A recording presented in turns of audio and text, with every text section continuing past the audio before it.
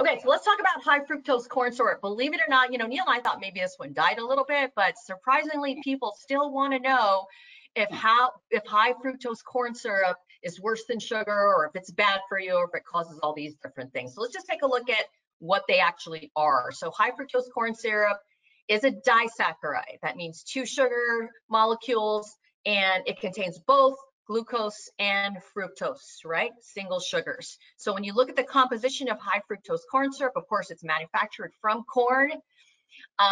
It's 42 to 55% fructose, and then the rest of it is glucose, right? And the higher fructose, the reason why they make it is because it's sweeter and it makes food taste better. So when you look at, well, what's sucrose, what's table sugar? Well, you can see that it also contains both sugars, both glucose and fructose, except that it's 50% fructose. So essentially, high fructose corn syrup isn't that much higher than regular table sugar, right? There's essentially very little difference. So for example, right, if you have 100 grams of high fructose corn syrup, I'm using an acronym there, that would equal 400 calories, because there's 4 calories per gram, right, of sugar or carb. And that would make 55 grams of fructose versus 50 grams of fructose in table sugar. So what's the difference here? We're looking at, maybe a 5-gram difference that equates to 20 calories if you're looking at using high fructose corn syrup versus sugar, table sugar. What does the research say about high fructose corn syrup, weight loss, and health? Well, if you look at an RCT, randomized controlled trial, double blind, a lot of subjects that were overweight and obese, what they did was they randomized them into 4 different groups. So you can also see that they maintained a calorie deficit, right, for weight loss, and you got about half your stuff from, sorry, did that just change for you guys? Did the view just change? Yeah, it did, yeah. Okay, hold on. My bad, 1 second. 1 second. Okay, are we back? Perfect, yep, you got it. Okay, awesome. So you can see here 4 groups. They're in a calorie deficit, moderate amount of protein, some fat. Group 1 got a low high fructose corn syrup.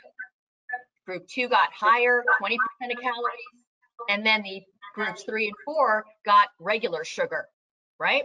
10% came from sucrose, table sugar, and then the other group had 20%.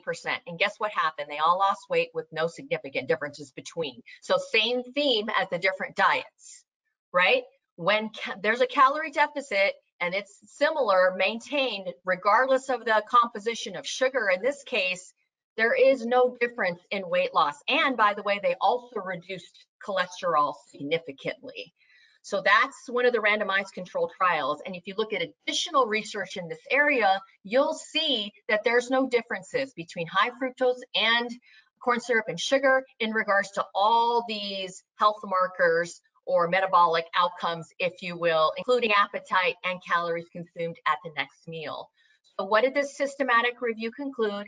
And of course, we included all these citations on the slide so that you guys can go in and look for yourself. Actually take a look at this study. The review concluded that you only had an adverse effect on blood lipids, on blood fats, right? When that fructose added calories to your diet.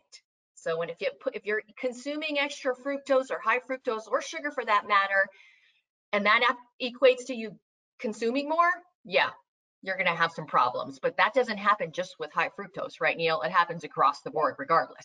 Exactly. So in other words, to summarize that, if you're in the process of gaining weight, you don't want high fructose corn syrup, okay? and by the way, we don't use it in anything that we make. And one of the main reasons we don't, there's no reason not to, if you're on a weight maintenance, a health program, if you use a little bit of it, it's like anything else, right? Too much of anything's bad for you, but there's nothing wrong with it compared to just a regular natural sugar. So it somewhat is, obviously, is because it's just got a bad name out there.